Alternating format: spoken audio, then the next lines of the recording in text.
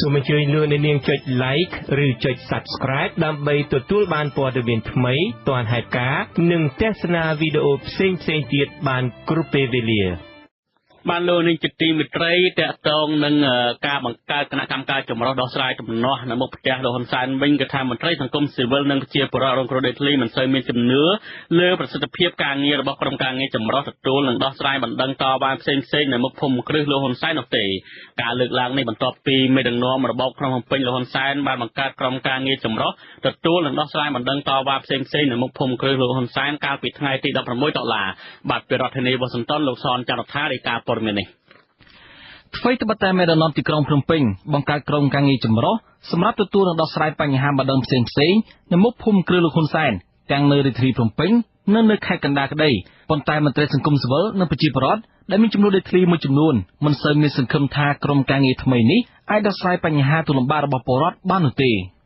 ដំណើរសហគមន៍សាមគ្គីនៅស្រុករមាសហែកខេត្តស្វាយរៀងលោកស្រីខៀវសរិនលើកឡើងថាប្រជាពលរដ្ឋជាង400គ្រួសារនៅឃុំអំពិលស្រុករមាសហែកកំពុងមានចំនួនដីធ្លីជាមួយក្រុមហ៊ុនឈ្មោះ NK Venture នៅលើផ្ទៃដី670ហិកតាតាំងពីឆ្នាំ2010មកមិនទាន់បានដំណោះស្រាយនៅឡើយទេ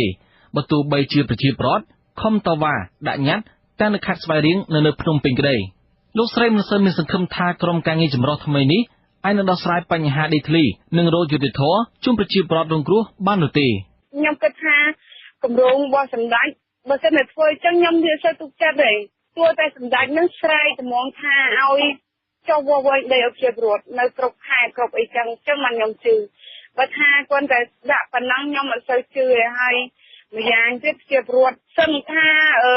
គ្រប់កន្លែងហើយកន្លែងណាក៏មានទំនាស់ពីបញ្ហាដីធ្លីនឹងដែរមិននៅតែខាងខ្ញុំទេអញ្ចឹងខ្ញុំចំណុចនេះខ្ញុំរឿងអត់សូវទុកចិត្តដែរគ្រូ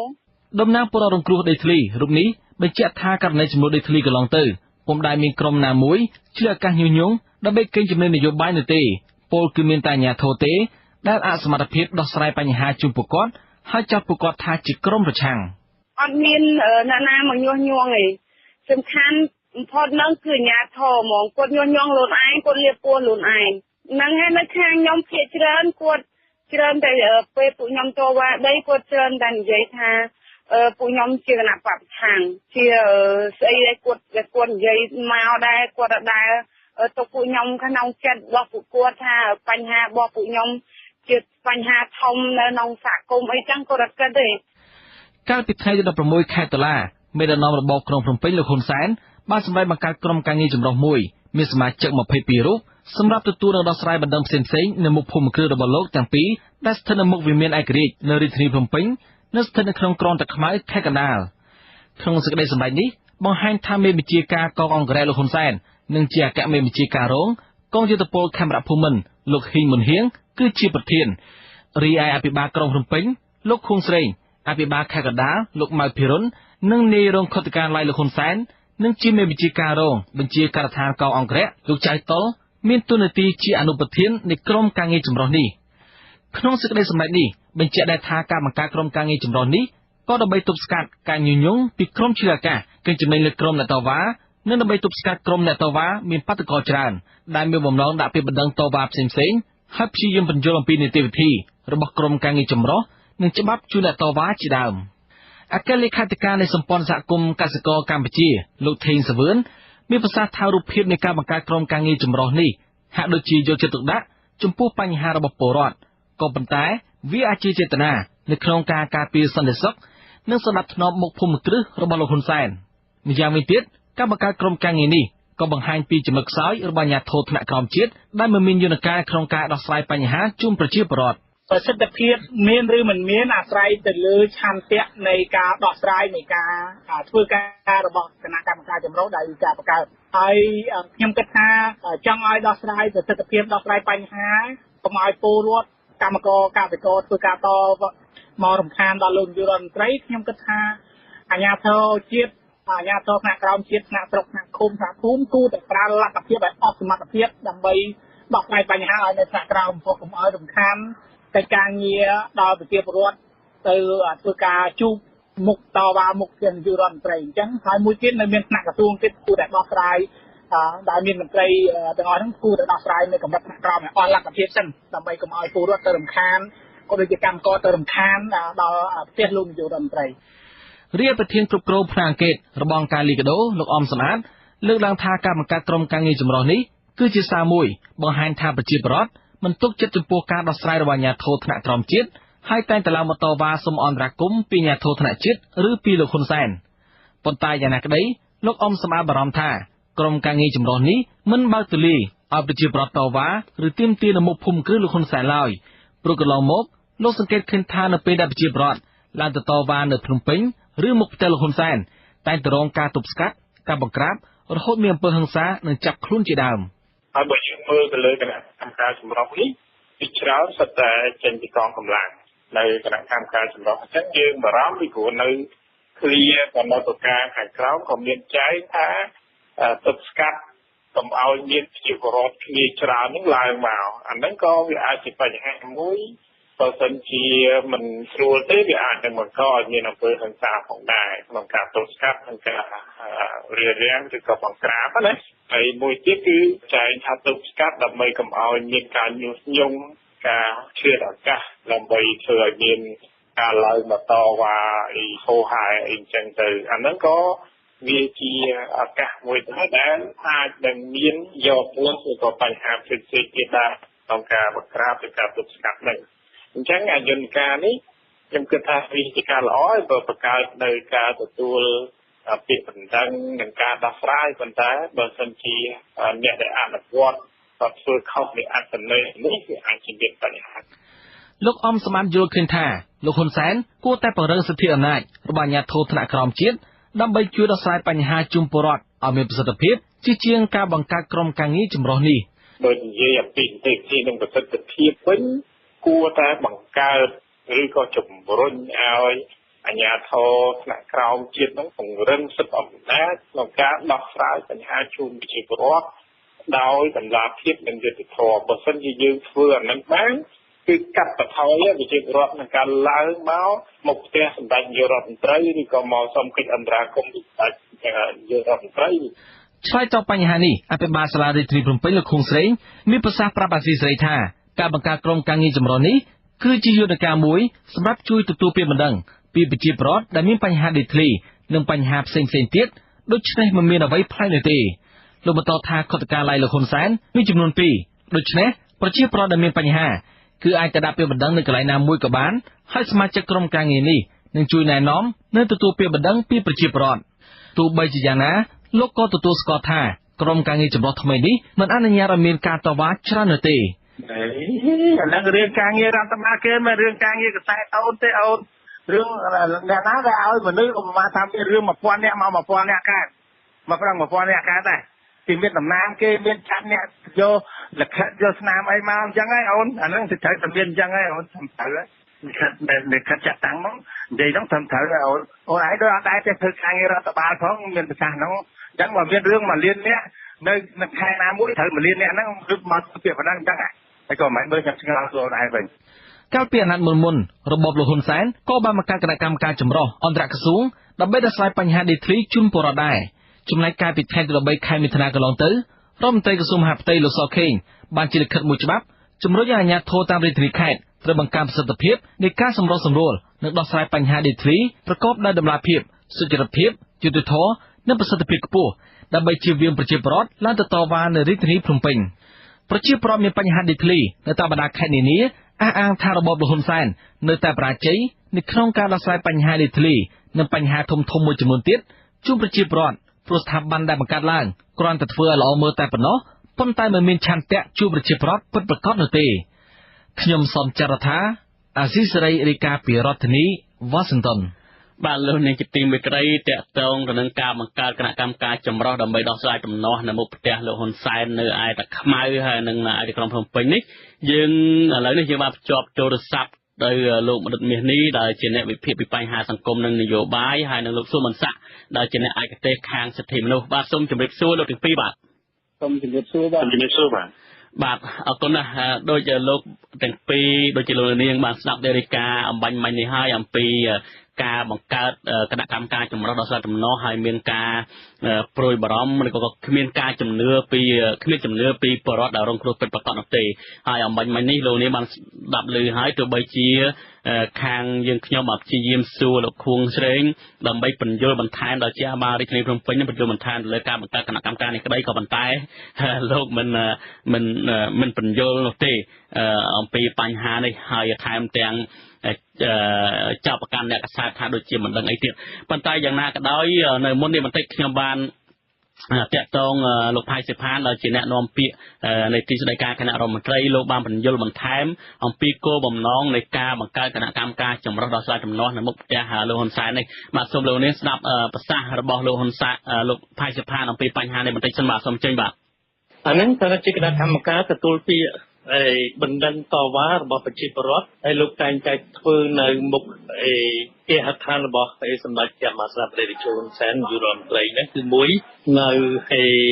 វិមានឯករាជ្យមួយទៀតនៅវិទឹកខ្មៅដូច្នេះតែយើងឃើញប្រជាពលរដ្ឋតែងតែយកញ៉ាំដែលថ្លែងនៅទុកវេទនាឬក៏ទៀមទាអ្វីមួយនោះតែងតែមកធ្វើដាក់ញ៉ាំនៅមុខផ្ទះនាយករដ្ឋមន្ត្រីឯងដូច្នេះគណៈកម្មការហ្នឹងក្នុងអាណត្តិទី6ក៏បង្កើតឡើងគណៈកម្មការអាណត្តិទី5បានបញ្ចប់បាទជាដំបូងនេះខ្ញុំសូមជម្រាបសួរលោកនិតមាសនេះតើការបង្កើតគណៈកម្មការនេះលោកមើលឃើញយ៉ាងណាដែរព្រោះអីតាមដែលលោកផៃលផានអះអាងមិញនេះគឺថាកាលពីអាណត្តិទី6ក៏មានដែរហើយបញ្ចប់តែឥឡូវនេះបង្កើតបន្តទៀតនៃគណៈកម្មការចម្រុះដែលនៅមុខផ្ទះលោកហ៊ុនសែនក៏ប៉ុន្តែទោះជាយ៉ាងណាក៏ដោយយើងមើលឃើញថាប្រធានគណៈកម្មការនេះគឺដឹកនាំដោយលោកហ៊ីងប៊ុនហៀងដែលជាមេអង្គរៈរបស់លោកហ៊ុនសែនតែម្ដងមានលោកខួងស្រេងលោកម៉ៅភិរុនអភិបាលខេត្តកណ្ដាលលោកខួងស្រេងរាជធានីភ្នំពេញលោកចៅតលនាយរងខុតកាឡៃលោកហ៊ុនសែនហើយយើងកាន់តែឃើញច្បាស់ថាទៀតហ្នឹងគឺមានលោកសថេតដែលជាស្នងការបច្ចុប្បន្ននេះស្នងការរាជធានីនេះហើយនឹងរាជធានីហើយនឹងលោករតស្រៀងហើយនឹងមនុស្សពាក់ព័ន្ធមួយចំនួនទៀតលោករតស្រៀងនេះក៏ជាមនុស្សដ៏ល្បីមួយដែរក្នុងការបង្ក្រាបបាតកោកន្លងមកនេះបាទលោកដូចនេះតើលោកយល់ឃើញមកដល់ចំពោះបញ្ហានេះបាទខ្ញុំលើមកគណៈកម្មការនៅក្នុងទិដ្ឋភាព2បាទទិដ្ឋភាពទី1ខ្ញុំគ្រប់គ្រងទៅលើស្អីដែលជាវិធានការរបស់ប្រមុខរដ្ឋាភិបាលក្នុងការដោះស្រាយទៅលើការតវ៉ាផ្សេងៗពិសេសគឺទាក់ទងនឹងការតវ៉ាដីធ្លីព្រោះអីរឿងការតវ៉ានេះវាជាបញ្ហាមួយដែលស្មុគស្មាញមិនថាតវ៉ារឿងអីទេគឺច្រើនតែប្រឈមនឹងការចោទប្រកាន់ដូចបងប្អូនយើងនៅខាងស្វាយរៀងបានមានប្រសាសន៍មិញថាតែកាលណារឿងនឹងតទួលខ្លាំងពេកគឺពាក្យថាគណៈបកប្រឆាំងពាក្យថាខ្សែបណ្ដាញបដិវត្តពន្ធនឹងត្រូវបានគេយកមកប្រើដើម្បីកុំឲ្យអ្នកស្រុកហ្នឹងគាត់នាំគ្នាស្រែកតវ៉ាបាទហើយជាធម្មតាមុននឹងករណីនីមួយៗនឹងលេចធ្លោរហូតទៅដល់នាំគ្នាប្រមូលតវ៉ានៅទីក្រុងភ្នំពេញហ្នឹងគឺករណីហ្នឹងគឺបានដោះស្រាយបានជជែកគ្នានៅខាងក្រោមនឹងច្រើនហើយក៏ប៉ុន្តែមិនមានអ្នកណាមួយមានលទ្ធភាពក្នុងការដោះទេបាទហើយតាមដែលខ្ញុំជាអ្នកដែលបានធ្វើការស្រាវជ្រាវច្រើនទាក់ទងនឹងរឿងដីធ្លីរឿងធនធានធម្មជាតិក្នុងរយៈពេលជាង15ឆ្នាំចុងក្រោយកន្លងមកនេះគឺវាមានភាពស្មុគស្មាញទាំងខាងអាជ្ញាធរពាក់ព័ន្ធអ្នកមានអំណាចផងទាំងពលរដ្ឋនឹងក៏មានបញ្ហានៅក្នុងនឹងដែរបាទខាងអាជ្ញាធរពាក់ព័ន្ធគឺករណីនីមួយៗនឹងមុននឹងសម្រេចឡើងមកដល់ភ្នំពេញឈរនៅតាមផ្លូវឲ្យគេវាយឲ្យគេដឹងអីហ្នឹងគឺពលរដ្ឋក៏អស់ចិត្តឆ្អែតចិត្តរួចទៅហើយក្នុងការដោះស្រាយនៅថ្នាក់មូលដ្ឋានហ្នឹងគឺករណីមួយចំនួនហ្នឹងគឺជាករណីដែលពាក់ព័ន្ធជាមួយអ្នកមានអំណាចដែលមិនមានអ្នកណាហ៊ានប៉ះបានបាទដូចមានអ្នកខ្លះរហូតដល់បងប្អូនខ្សែហោមន្ត្រីថ្នាក់ខ្ពស់ទៀតបាទតែពលរដ្ឋក៏អស់សង្ឃឹមកាលណាអស់សង្ឃឹមគឺមានតែផ្លូវមួយទេគឺត្រូវតែស្ទុះមកស្រែកដើម្បីឲ្យប្រមុខរដ្ឋាភិបាលបានលឺក៏ប៉ុន្តែនៅពេលដែលខ្លះក្នុងករណីខ្លះនៅពេលដែលពលរដ្ឋគាត់ចង់ឡើងមកអញ្ចឹងក៏មានពាក្យគម្រាមដូចខ្ញុំបានជម្រាបជូនមិញចោទប្រកាន់ថាគណៈបកប្រឆាំងឬអ្នកធ្វើបដិវត្តពណ៌អញ្ចឹងទៅធ្វើឲ្យគ្នានឹងខ្លាចរអាអានេះវាជារបៀបហើយខ្ញុំឃើញថារដ្ឋាភិបាលនៅតែមានការព្រួយបារម្ភដដែលទៅលើការតវ៉ាទាក់ទងរឿងដីធ្លីធនធានធម្មជាតិនេះអញ្ចឹងបានជាមានការបង្កើតនៅគណៈកម្មការនេះជាបន្តបន្ទាប់ក៏ប៉ុន្តែសំណួរមួយដែលខ្ញុំឆ្ងល់ដែរឆ្ងល់ថាតើករណី ในการต่อว่าต่างออกนั้นรัฐบาลในทางเลือเหมือนบ้านดังซ้ายบ้านที่ยืนใครจะประกาศอาจารย์กรรมการที่ประจำการใบดอกลายโดยการล้อมมายังคือมีการต่อว่าต่อตัวชราตลอดมาหายไอ้ก็รัฐบาลนั้นก็บ้านมีการดอกลายต่อไปต่อบันไดหายไอ้ก็มาดอนยังในแต่มีคณะกรรมการคณะคิดได้เคยฝึกในการนึ่งหายบ่ยังเนื้อในขนมกระเทียมที่ปีเทียในช่วงสมัยสพีระบบคณะกรรมการนี่คือพิจารณาสเตจกองกำลังประดับอาวุธบาหายที่มันดังสเตจกองกำลังประดับอาวุธนั้นอาจเกิดการจะมวยหนึ่งการต่อว่าระบบโตรอดนึงบานบอสำหรับหน้าแบบยังดังสาวไว้ทามุนเมาในขนมสมัยสพีในกองกำลังประดับอาวุธนั้นไทยโตรอดนี่มันใส่จิตใจที่ประมาณได้แบบยังเลือดที่มุนเมานะชาลิบบ้านเชื่อที่ไรมันเลือดลายไหมเนี่ยทำมีเนี่ยคลาสเตะปอนของการวีบังคับโตรอดกันได้ดอกเลยนี่ยืนเอาโตรอดนี่โจยดักเปียต่อวานนี่บอกอะไรยังไม่ใช่แค่มันแต่โตรอดนี่ก็เห็นเมาได้หรืออันนี้เบอร์เชียลักษณะอะไรที่มือคืนกระโดงนะบัดในขนมคณะกรรมการในก็มีสมาชิกปีกระทรวงยุติธรรมกระทรวงเปียปอนมวยจันทร์กระทรวงซอยได้ให้นังทางเมธพีตัวระบบขดการไล่ระบบเราคำสั่งพองได้ปัญหาสำคัญในรวมเดินบันเลิกล้างนั่นก็ยังบันเคยเมื่อเคยเจ็ดได้เนี่ยมวยเตี้ยทางสังคมซิเบอร์บาร์เคยท่ายังเลิกตามหลักพายพันธ์ทางคณะกรรมการเนี่ยมันเอาสตาร์หรือมีเวทได้คลีได้คือเรื่องตุ่มนัวต่างออกปัจจัยยังเลิกโดยพิการในตุ่มนัวได้คลีแต่มวยทางรัฐบาลก็กลุ่มร้อนนั่นตัวสกอร์หลังปีทางสังคมซิเบอร์เราเคยอย่างปีปัญหาบางกอลังได้ตุ่มนัวได้คลีมาน้อมมีนการล้างต่อว่าการด่ายับในไอ้เจ้าโลหะไซน์ในมุกเจ้าระบบโลกให้ข้างระบายการบางกลุ่มที่เราเคยท่าปัญหาจำบองเราเพื่อมีเราได้ทลีคือท่าโดยสารตายการประดอยได้ซ้ำปฏิเสธเศรษฐกิจโดยมีจำลองได้ทลีเชียงใบเมินให้ตาในดอกปีขัดคล้องเชียงใบเมินครูซาสมทบเชียงใบเมินครูซาให้ปักปอลเลยดอกผมใบขัดคล้องโดยสารตายการประดอยได้ซ้ำปฏิเสธเศรษฐกิจได้ลมได้บรรลุสักท่ามูลให้ดอกน้อยมีการต่อว่าโดยสารทางเชียงประดอยจำเนื้อดักหน้ามูลทานให้ยังเมื่อเคยเทียบยนต์การดอกสายคือทางตลาดกาแต่การดอกสายดักหน้ามูลทานนั่งเปียปอนสายเนี่ยทมตลาดกาเหมือนเห็นลุกได้หรือก็อย่างไม่กระลองมอกเคยท่าเนี่ยมีนได้ในแค่เนี่ยครอยเจอป่ะดิฉันบ้านถึงเลือกชื่อมันก็ถ้าคุณพ่อมาด่าบอกเส้นเฉียวเรื่องนึงดีเฉียวเรื่องโตตาอย่างเขียนช้างที่ต้องเรื่องแม่ต้องมันรู้ที่งานเอามือที่กับคนแต่สำรับกะหรือไม่ได้หรอเขาดาวโปรดไปผมโม่เคลียร์หรือว่าจะผมโม่ให้ลายนอที่กรงขนมเป็นนี้คือการไหนบ่ยืนไปสมัครอันตีเรื่องราวที่ทางกราวมอนคือตีมุ้ยคือชานแต่เจ้าอันที่มุ้ยเนี่ยมีอำนาจทมแต่มีคลองกระแล้วเขาจะมีการในครั้งนึงตลาดกาหายไปที่มันได้เป็นไปเอาเรือพ่องที่มันได้ไปโจแต่มันตลาดกาพ่องวิธีการในเด็กชุมเคยเนี่ยนะไอ้เรียนการในคลาสเรียนนั่นคือไปเดี๋ยวมีการต่อเรียนนั่นคือเนี่ยแบบที่เรียนอำนาจนี่ไปคือที่เรียนเนี่ยฉบับที่เรียนไอ้ซับกรุ๊ปบอกไปรีไอโปรอดได้ยินเนี่ยรองครัวนั่นก็ร้อนแต่เชียเนี่ยได้ไปจำสลับติดใบเอาหรือจำสลับติดโตฉบับเอาสลับtới rồi hỏi non kia class vừa một việc thì nọนี่คือมาย่างในข้างงานโทบะก็เป็นแต่ในคืนนั้นก็ต้องตัวสกอร์ท่าโปรอดตัวรองครัวเป็นล้วนนั่นก็บานตะโกอันนี้ปันสมองสมานได้แบบสมบูรณ์เนื้ออันนั้นแต่เจียแหละไปที่มีโปรอดมาจากล้วนนู้คือก็เหมือนแมนที่เนี่ยรองครัวเรื่องใบทีใบสกอร์ที่คือก็กรอนอยู่เนี่ยได้รอซีดับใบติงได้เราซีไปจับได้ที่กระไรมวยแต่กระไรมวยแต่หายโจรวมต่อวานอย่างเกได้บานโดยของการไปคลาสเช่นกันดอกสลายดอกยังแต่มีตะคำผมมวยไอ้เมาติดอยู่ได้เรื่องอาบน้ำผมมวยนี่มีตีใบในเมาติดแต่จังก็เตะข้าเพื่อไอ้เนี่ยดอกสลายนี่ก็ชื่อปลาเลยซาดูนั่งได้บ่จังเป็นเรื่องสำคัญคืออันนี้โชว์นั่นคือรัฐบาลเตยแต่เมียนยนต์กานามวยอธิบายแล้วส่งไปแต่เป็นหนึ่งในเจ้าโจมนั้นได้คลีหรือบ่ตัวซาบกกลมวยก็เตยแต่ดังแล้วที่เขาถ่ายชัวขยมเช่นในขนมปอนเป็นหนึ่งในแต่ขยมมีภูมิชกผลงานในน้าให้ขยมเมียนใดประมาณสักไงตั้งแต่ตัวเรียนบอกขยมจังแบบสมยุทธ์ขยมเมียนใดแล้วเขาดับพรำให้ตาเลยชอบผลงานบอกขยมห้าวแล้วขยมมาเตรียมเตี้ยเราได้มาใช้อาในกับไอ้นี่เตี้ย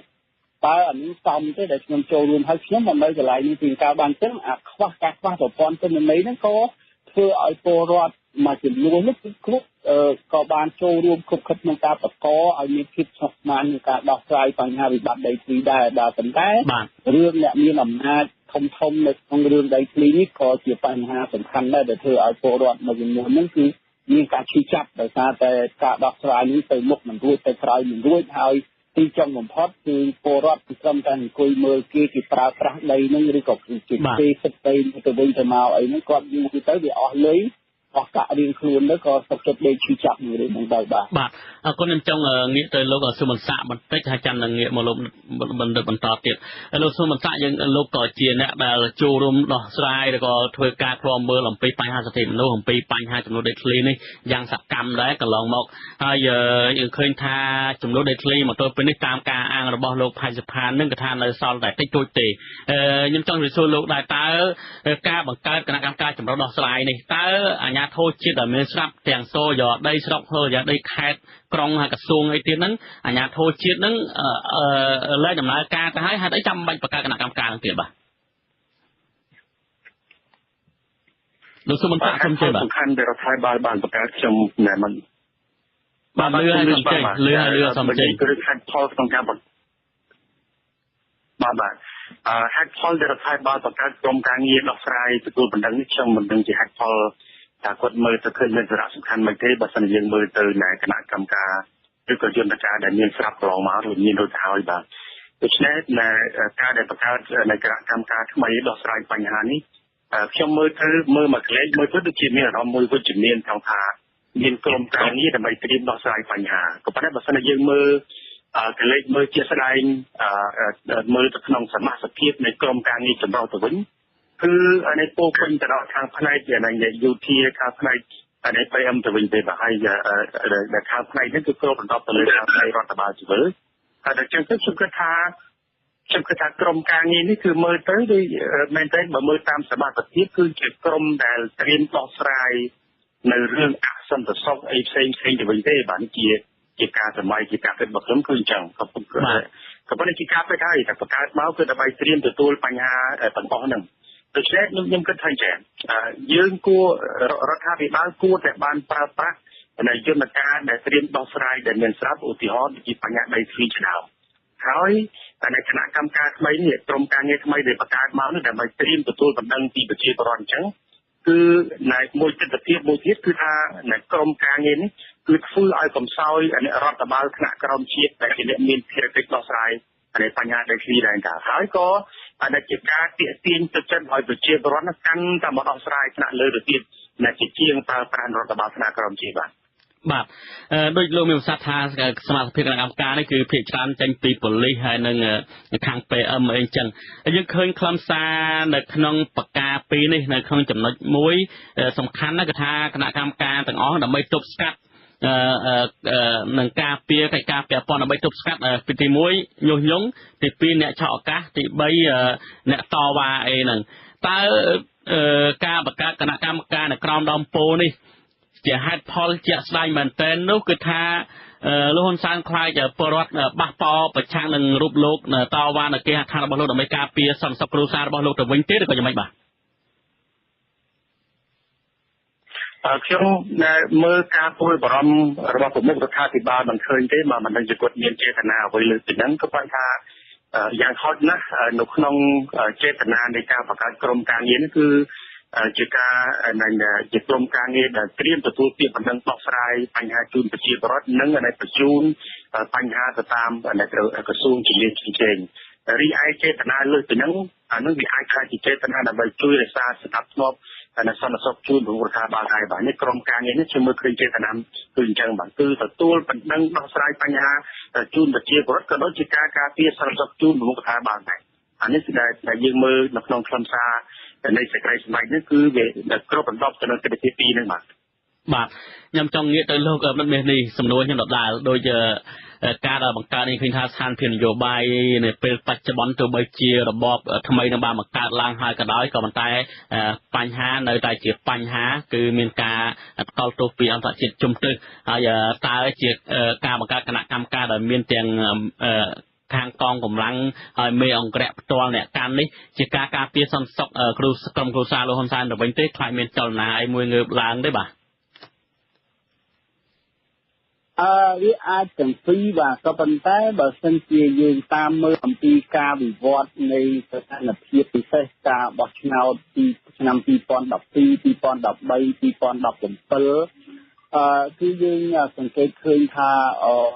បញ្ហាការតវ៉ាទាក់ទងនឹងរឿងដីធ្លីរឿងធនធានធម្មជាតិរឿងព្រៃឈើនេះវាជាកត្តាមួយដែលនាំធ្វើឲ្យរដ្ឋាភិបាលពិសេសគណៈបកកណ្ដាលអំណាចនេះត្រូវបាត់បង់ប្រជាប្រិយភាពមួយរយៈក្នុងប្រមាណអាណត្តិចុងក្រោយនេះបាទនេះជារឿងសំខាន់ហើយខ្ញុំគ្រាន់តែមើលឃើញថារដ្ឋាភិបាលប្រហែលជានៅតែគិតរឿងនេះជារឿងសំខាន់ហើយនៅតែជាការព្រួយបារម្ភទៅលើប្រជាប្រិយភាពនៅពេលអនាគតដែរបើមិនជាមានការបោះឆ្នោតដោយសេរីនិងយុត្តិធម៌បានអញ្ចឹងអានេះវាអាចជាផ្នែកមួយនៃការខំប្រឹងកំណែទម្រាំឲ្យបានមានប្រសិទ្ធភាពផងហើយក៏ជាផ្នែកមួយដើម្បីការពារសុវត្ថិភាពទៅលើប្រមុខរដ្ឋាភិបាលផងដែរបាទតែបើមិនជាយើងមើលអំពីការកំណែទម្រាំនេះគ្រាន់តែខ្ញុំមើលទៅនេះគឺខ្ញុំមិនទាន់មានជំនឿថានឹងអាចធ្វើទៅមានប្រសិទ្ធភាពទេបាទហើយបើមិនជាមិនបានផ្ដល់ឲ្យនៅយន្តការដែលមានស្រាប់ទីមួយខ្ញុំសង្កេតឃើញមានករណីមួយចំនួនពលរដ្ឋគាត់មិនមែនឲ្យតែមានរឿងអីព្រាមក៏រត់មកភ្នំពេញក៏រត់មកនៅមុខផ្ទះសម្ដេចនាយកទេគឺពេលខ្លះគាត់ខំធ្វើពាក្យបណ្ដឹងតាមអ្វីដែលគេប្រាប់ទៅតាមអង្គការសិទ្ធិមនុស្សទៅតាមអាជ្ញាធរមូលដ្ឋានទៅតាមអភិបាលខេត្តហើយករណីមួយចំនួននោះក៏ទៅតាមតុលាការហើយរឿងខ្លះទៀតគឺបានសុំមករហូតទៅដល់សភាផងហើយពេលខ្លះខ្ញុំក៏ឃើញមានលិខិតខ្លះនេះបានច្រាពីប្រធានព្រឹទ្ធសភាហ្នឹងទៅឲ្យអាជ្ញាធរមូលដ្ឋាននេះជួយដោះស្រាយប៉ុន្តែខ្ញុំឃើញមាននៅក្នុងរឿងខ្លះនៅខាងមុខខ្ញុំដល់ហ្នឹងគេបោះអាលិខិតហ្នឹងចោលទៅក្រោមតុហើយក៏និយាយលាន់មាត់ថាគ្មានណាដោះស្រាយកើតទេបើចង់ដោះស្រាយចុះមកដោះខ្លួនឯងទៅអញ្ចឹងណានេះខ្ញុំឃើញស្គាល់ក្នុងភ្នែកណាបាទអានេះគេខិតចេញពីសភាទៅផងអញ្ចឹងបាននេះថាប្រព័ន្ធនៅខាងក្រោមសម្រាប់ដោះស្រាយនេះគឺវាហាក់ដូចជាធ្វើការមិនមានប្រសិទ្ធភាពផងអានេះក្នុងករណីខ្លះខ្ញុំមិននិយាយទាំងអស់ទេមានករណីមួយចំនួនគេបានដោះស្រាយរួចណាហើយរឿងដែលធំមួយទៀតនោះរដ្ឋាភិបាលគួរតែវិលទៅមើលអំពីការកំណែទម្រង់ក្នុងវិស័យយុត្តិធម៌ពីតុលាការវិញបាទពេលនៅក្នុងហ្នឹងក៏មានរឿងរ៉ាវស្មុគស្មាញច្រើនដែរនឹងមានម្ចាស់ដីត្រូវទទួលរងគ្រោះជាប់គុកទៅហើយអ្នកដែលទៅរំលោភដីហ្នឹងក៏ត្រូវបានទទួលផលប្រយោជន៍អីចឹងទៅអានេះវាមានករណីស្មុគស្មាញខ្ញុំសូមនិយាយឲ្យចំទេណាបាទអានឹងក៏ជារឿងមួយដែលរដ្ឋាភិបាលគួរតែវិលទៅមើលប្រព័ន្ធហ្នឹងវិញបើកាលណាប្រព័ន្ធយុត្តិធម៌មួយមិនអាចផ្ដល់យុត្តិធម៌ឲ្យពលរដ្ឋហើយទោះបីបង្កើតយន្តការប៉ុណ្ណាក៏ដោយក៏វាមិនអាចដោះស្រាយទៅឲ្យបញ្ហាអីរួចទេហើយទីចុងបំផុតជាការវានឹងអាចធ្វើឲ្យការមិនសប្បាយចិត្តរបស់ពលរដ្ឋនេះអាចមានកាន់តែច្រើនទៅហើយកាន់តែជ្រៅទៅដែលធ្វើឲ្យរដ្ឋាភិបាលហើយគណៈបកកណ្ដាលអំណាចមានការពិបាកនៅក្នុងការធ្វើកំណែទម្រាំនិងស្ដារនៅប្រជាប្រិយភាពរបស់ខ្លួនឡើងវិញផងដែរបាទខ្ញុំតកតងទៅនឹងការបង្កើតគោលបំណងមួយទៀតការបង្កើតគណៈកម្មការចម្រុះនេះតាមលោកផៃសិផាបានអះអាងថាដើម្បីដោះស្រាយបញ្ហាដំណោះហ្នឹងឲ្យបានលឿនឆាប់រហ័សជាងអាជ្ញាធរថ្នាក់ក្រោមអាជ្ញាធរពាក់ព័ន្ធសូមស្ដាប់ប្រសាសន៍របស់លោកផៃសិផាបន្តិចទៀតសិនបាទគណៈកម្មការដោះស្រាយវិវាទដីធ្លីដែលមានតាមពិធីស្រុកឡើងដល់ថ្នាក់ខេត្តអានឹងអស់ដែលគេរៀបចំរួចស្រេចទៅហើយអានឹងរាប់បញ្ចូលទាំង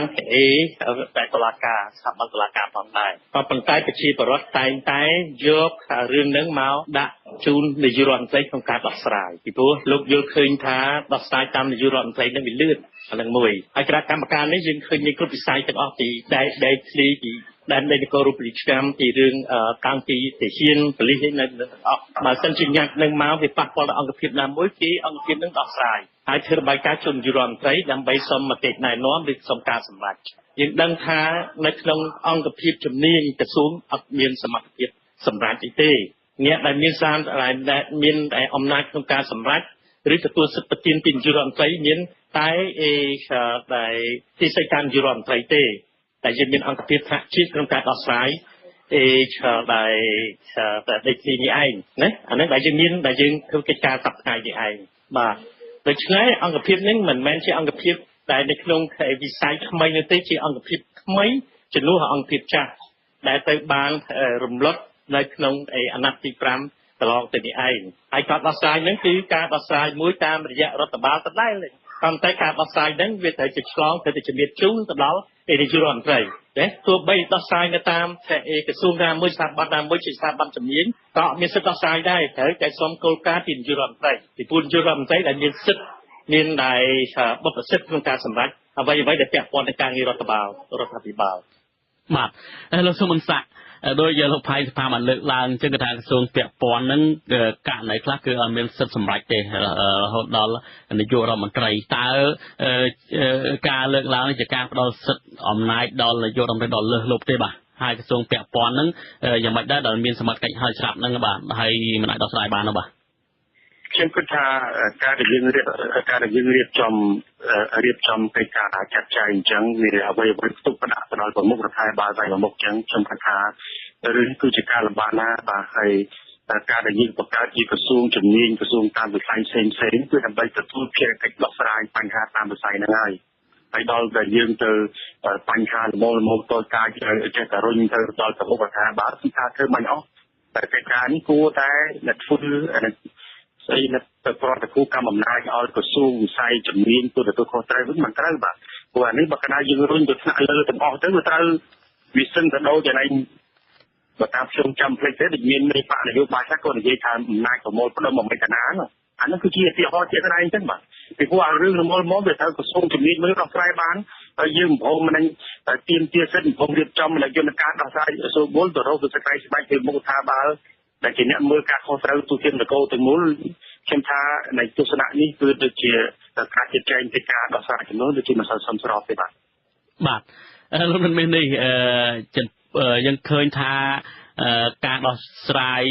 វិបត្តិដីធ្លីយើងឃើញបង្កើតមានឡើងខ្លាំងដល់ក្រៅគុំមែនតើ2010-2011-12ហើយកាល2012ហ្នឹងលោកអនសាក៏ធ្លាប់បានបង្កើតក្រុមនិស្សិតចុះវាស់វែងដីធ្លីទៅទៀតហ្នឹងគឺថានៅពេលហ្នឹងត្រូវបានគេមើលឃើញថាលោកអនសានេះច្បាមរំលោភទៅលើដែនសមត្ថកិច្ចរបស់ស្ថាប័នពាក់ព័ន្ធដែរហើយពេលនេះការបង្កើតគណៈកម្មការនេះមួយទៀតការហ្នឹងគេមើលឃើញថាក្រុមនិស្សិតវាស់វែងដីធ្លីនេះក៏បរាជ័យដែរហើយលោកដូចក៏មើលឃើញថាលោកសុមសាក់ថារដ្ឋាភិបាលនឹងគួរតែប្រតិភូអំណាចវាថាផ្ទេរអំណាចដល់ស្ថាប័នដែលពាក់ព័ន្ធនឹងស្រាវឲ្យមានប្រសិទ្ធភាពទៅវិញវាល្អជាងហើយលោកដិតក៏បានលើកឡើងគ្នាដែរថាគួរតែពង្រឹងស្ថាប័នដែលពាក់ព័ន្ធពិសេសក្រសួងយុតិធម៌និងប្រព័ន្ធតុលាការនឹងបញ្ហានេះទៀតតើនៅពេលនេះឃើញថាតាមការរបស់លោកផាច់ផានម្ដងទៀតថាករណីខ្លះមានលោកហ៊ុនសែននៅមានសិទ្ធិដោះស្រាយនឹងយកមកទៅវិញបាទយើងឃើញនៅរៀងរាល់ទាំងរដ្ឋាភិបាលហើយទាំងមន្ត្រីសង្គមស៊ីវិលនឹងតែទទួលស្គាល់ថាការដោះស្រាយការនៅការវិវាទផ្សេងៗនេះធ្វើទៅមិនបានទៅមុខរួចដោយសារតែអាជ្ញាធរមូលដ្ឋានមិនអាចមានសមត្ថភាពធ្វើទៅបានបាទអញ្ចឹងដល់ក្នុងទស្សនវិជ្ជានៃការស្រាវជ្រាវខ្ញុំគិតថារដ្ឋាភិបាលគួរតែធ្វើការស្រាវជ្រាវឡើងវិញណាមួយឯករាជ្យណាមួយថាប្រព័ន្ធនៅខាងក្រោមវាមានបញ្ហាថាបានជាធ្វើកិច្ចការនេះមិនកើតឬក៏ធ្វើកិច្ចការនេះដោះស្រាយរឿងមិនបានក្នុងករណីដែលណាហើយវាមានបញ្ហាខ្លះវិញហើយវិលទៅពង្រឹងប្រព័ន្ធយន្តការនេះឲ្យធ្វើការវិញនេះជាការបង្កើតនៅគណៈកម្មការជាន់លើគណៈកម្មការក៏ប៉ុន្តែមិនអាចដោះស្រាយទៅរឿងแบบនេះជារឿងសំខាន់ដែរសម្រាប់ខ្ញុំដែលនិយាយអំពីព័ត៌មានដែលពាក់ព័ន្ធថាតើវាឧបសគ្គអីខ្លះដែលវារារាំងមិនឲ្យមានការដោះស្រាយបញ្ហានេះទៅរួចគឺគិតថាមានរបាយការណ៍ច្រើនទាំងរបាយការណ៍ឯករាជ្យរបាយការណ៍អាជ្ញាធរមូលដ្ឋាននេះខ្ញុំគិតថាមានក្រនសំខាន់យ៉ាងថាតើរបាយការណ៍ទាំងអស់នេះត្រូវបានទទួលស្គាល់ដោយរដ្ឋាភិបាលដែរឬអត់ហើយយើងឃើញប្រាប់ថាពីមុនមកឲ្យតែមានរបាយការណ៍ណាមានការរិះគន់បន្តិចយើងរបាយការណ៍នេះច្រើនតែទទួលនៅការបដិសេធទាំងស្រុងពីរដ្ឋាភិបាលដល់ចឹងទៅបញ្ហាវានៅតែបញ្ហាដដែលហើយទីចំបំផុតរដ្ឋាភិបាលក៏ទទួលបានតែរបាយការណ៍តែបដោយបាត់របស់ពីក្រោមមកលើនេះទៅហើយមិនមានបង្ហាញអំពីអ្វីដែលជាទស្សនវិជ្ជាជាក់ស្ដែងចឹងទៅវាធ្វើឲ្យរដ្ឋាភិបាលដែលនៅថ្នាក់ជាតិហើយរួមទាំងប្រមុខរដ្ឋាភិបាលទីខ្លះគឺគាត់យល់ក្បន់ពិបាកតែនឹងរឿងរបាយការណ៍តែបដោយដែលនិយាយមកទៅស្រួលទាំងអស់ក៏ប៉ុន្តែថាទីចំបំផុតវាស្ទុះការតវ៉ាអីចឹងទៅអានេះគឺករណីដែលយើងឃើញញឹកញាប់ណាបាទចឹងរឿងសំខាន់បំផុតគឺ